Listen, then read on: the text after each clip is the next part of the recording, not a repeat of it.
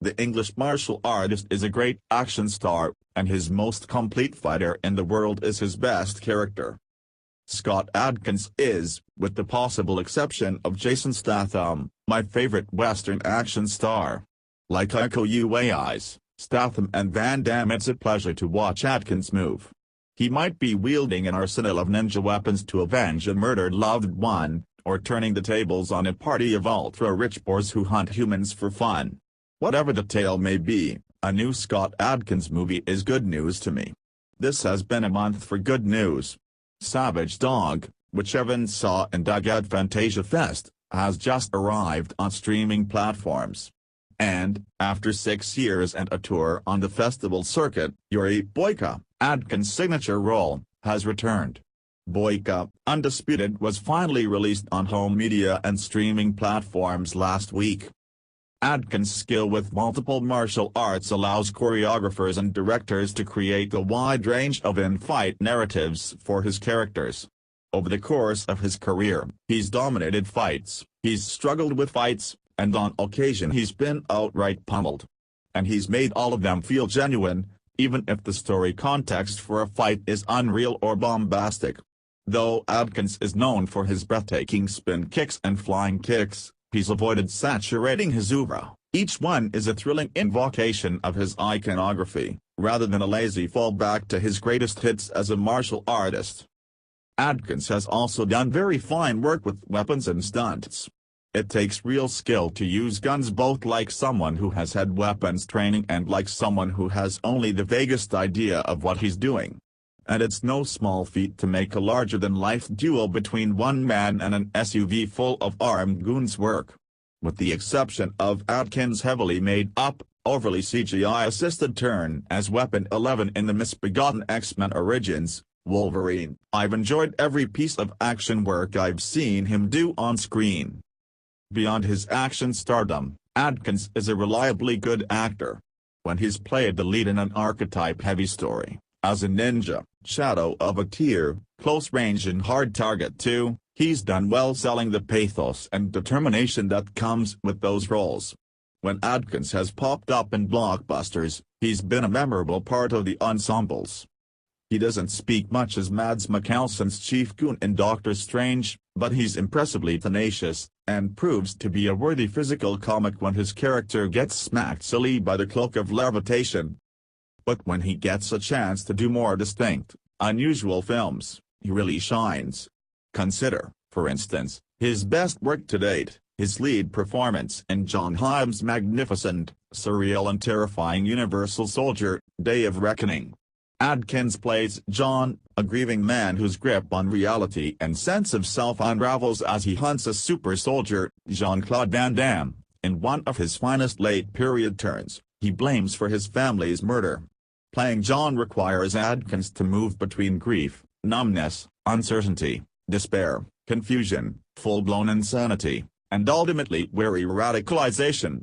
And also, technically speaking, more than one character. It's an extremely complex role, and Adkins nails it.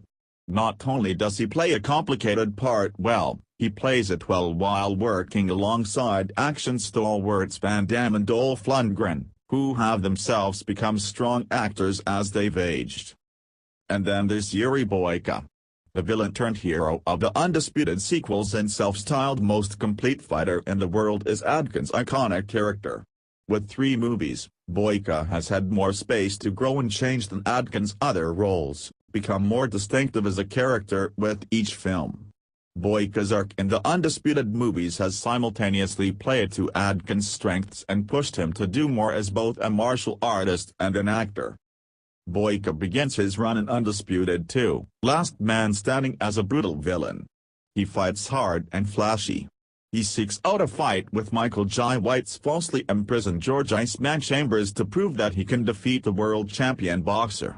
BOYKA's victory would prove to the world what he already knows: he is the most complete fighter in the world, successor to the great fighters from Muhammad Ali all the way back to the creators of Kung Fu. Yet when he learns that his goon squad drugged Chambers during their first fight, he's insulted, infuriated and accepts a rematch. Even as a bitter, angry man, he retains some honor, He will prove his might to the world, but he will do it cleanly, so that there's no room for doubt. As the villain of the first Undisputed and Last Man Standing's gradually redeemed protagonist, Chambers learns from his loss and comes to the rematch prepared. BOYKA, by contrast, coasts on his skills and the certainty of his superiority. Much to his shock, his arrogance has consequences. The better prepared Chambers ultimately wins the fight by breaking BOYKA's knee and leaving the would-be champion a sobbing mess. BOYKA is a fairly simple villain, but his clear motivation, absolute conviction and hints of honor give Adkins material to craft a memorable performance, one that laid a strong foundation for what was to come. Like Chambers before him, BOYKA moved from villain to hero for the next entry, Undisputed 3, Redemption. Isolated and forgotten, BOYKA has abandoned his arrogance and become introspective and self-doubting. He casts off conquest, working to rehabilitate his knee and return to fighting to reclaim his self-worth. He knows that he's an exceptional fighter, but wonders what he is beyond the most complete fighter in the world. At an international underground prison fighting tournament, BOYKA faces Dollar, Marcos, magnificently slimy, a foe very much like the man he once was. He also finds a friend, perhaps the first he's had in his life, in an American fighter called Turbo, Michael Shannon Jenkins, bombastic and thoughtful. Skullduggery infests the tournament, while Dollar loads up on ps and reads poetry. The warden assigns hard labor to his opponents, who conveniently disappear when they lose. Inspired by his friendship with Turbo and determined to frustrate the warden's machinations, BOYKA helps Turbo escape and stays behind to fight in the tournament, keeping its backers more focused on the big money bout than on tracking the escapee. In Last Man Standing, BOYKA's rigidity as a fighter doomed him. In Redemption he gets creative, fighting with a bad knee against opponents who are often stronger and faster. He uses his foes' strengths against them with throws and grappling, targets their weak points for the spectacular punches and kicks he can still do without overtaxing his knee and, in his final bout with Dollar, improvises a knee brace that allows him to come back from a near knockout. BOYKA ends the fight with a final clash that pits the knee he worked hard to rehabilitate and strengthen against an overextended kick from Dollar that was not meant to meet the resistance it does. Dollar's leg breaks, and BOYKA wins. Infuriated, the warden tries to have BOYKA killed. BOYKA faces his impending death calmly. He has proven to himself that he is still the great fighter he believes is this his purpose in life to be, and he's helped Turbo get to safety. His newfound decency is rewarded when Turbo intervenes at the last minute and kills BOYKA's would-be executioners, saving and repaying his friend. They part ways free men, grateful to have known each other, with the promise to have a fight on their own terms someday. BOYKA, despite his limp, runs into his new life, laughing joyously and grinning ear to ear. Redemption, to date the Undisputed series best, allows Adkins to take what he built in Last Man Standing and grow it into something new. As an action star, his fighting style is more complex and varied than it was in the first film. He gets to fight a wider range of opponents, among them a capoeira master, Latif Crowder, in longer fights, each of which has a different internal narrative. As an actor, Adkins refines BOYKA's surliness into taciturn introspection, allowing just enough warmth into BOYKA's redemption to credibly leave him a psychologically healthier, happier man. Though Adkins' best work tends to keep him fairly angry, it's tremendously rewarding when he brings out real joy for Redemption's last shot. If Redemption saw BOYKA regain his humanity and his dignity, then BOYKA, Undisputed sees him find peace. Living free in the Ukraine, BOYKA fights in semi-legitimate bouts and continues to search for the meaning of his life and his great skill as a fighter. Though acutely aware of his horrible past actions, he still dreams of glory and recognition. When he accidentally kills an opponent, BOYKA is thrown off balance. His dream remains within his reach, but at the cost of having permanently robbed someone else of that same dream. BOYKA learns that his opponent was married, and resolves to try and make amends to the widow, Alma Todorova, though his great tournament opportunity nears. He sneaks back into Russia, where he's a wanted man, only to learn that the supremely loathsome mobster, Alon Moneyaboglu, has forced Alma to assume her late husband's debt. When BOYKA learns the mobster runs an MMA club, he strikes a bargain with the man. BOYKA will give him 3 fights in return for clearing Alma's debt. The fights escalate in intensity while BOYKA and Alma struggle to come to terms with both her husband's death and each other, every step forward matched by a step backward.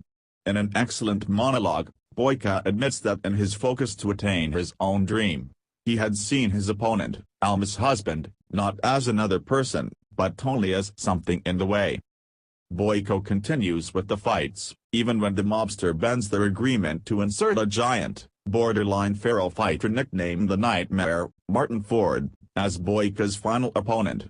That final fight costs BOYKA the last bus to his tournament, and his subsequent battle with the mobster and his goon squad ends with his rearrest and imprisonment, likely for life. But, having reached an understanding with Alma and getting her clear of the debt, BOYKA's at peace with himself.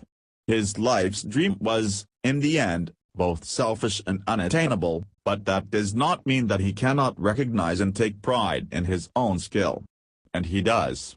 BOYKA closes with the title character returning to the prison arena and roaring in triumph, secure that he is the most complete fighter in the world. BOYKA Undisputed gives Adkins a great deal to do as an actor. He delivers his climactic monologue with sorrow and remorse, unthinkable in Last Man Standing and completely genuine in BOYKA Undisputed. It's a great credit to Undisputed's creative team that BOYKA's dramatic transition across these movies remains recognizably the same character. Adkins does very fine work outside of big show-stopping moments, be it repeatedly knocking out a persistent goon with more irritation than anything, throwing himself headlong into training, or just sitting and praying, trying to make sense of who he is. Yuri BOYKA reads as a living, breathing character through moments that could easily, and mistakenly, be deemed inessential to the success of an action film. But because of the work done to make him a character, the action hits harder and lingers in the mind.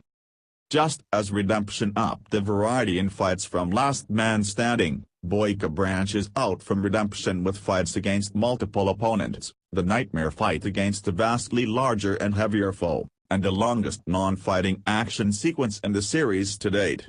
In the ring, Adkins is faster and hits harder than he did in Redemption, but he fights much smarter than he did in Last Man Standing. He watches his opponents, finds vulnerabilities, and hammers them. If he can't use an opponent's strength against them, he'll wear them down. Against the Nightmare, Adkins pulls together every skill he has used in his previous fights, all while trying not to get hit too often by a man determined to turn him into a pancake. The post-boat fight with the mobster's goons ends somewhat anticlimactically, but at its height it gives Adkins a chance to put his weapons and firearms skills to use in a way that he's never been able to in any of the previous Undisputed films. Should the series continue, I'd love to see more action scenes that work in areas besides martial arts. Fights are always going to be Undisputed's selling point, but a little bit of in-film variety makes them stand out all the more. In Yuri BOYKA, Scott Adkins has a character who he's been able to grow from viciousness to decency through clean, clear, creative action. His fights are a pleasure to watch, and his character development makes him a memorable, distinctive, and ultimately very likable character. He's iconic to Adkins for a reason, and he both plays to and pushes his actor's strengths. BOYKA has been, to put it simply, an absolute joy to follow. If his story continues, I'll be very curious to see where Adkins takes him.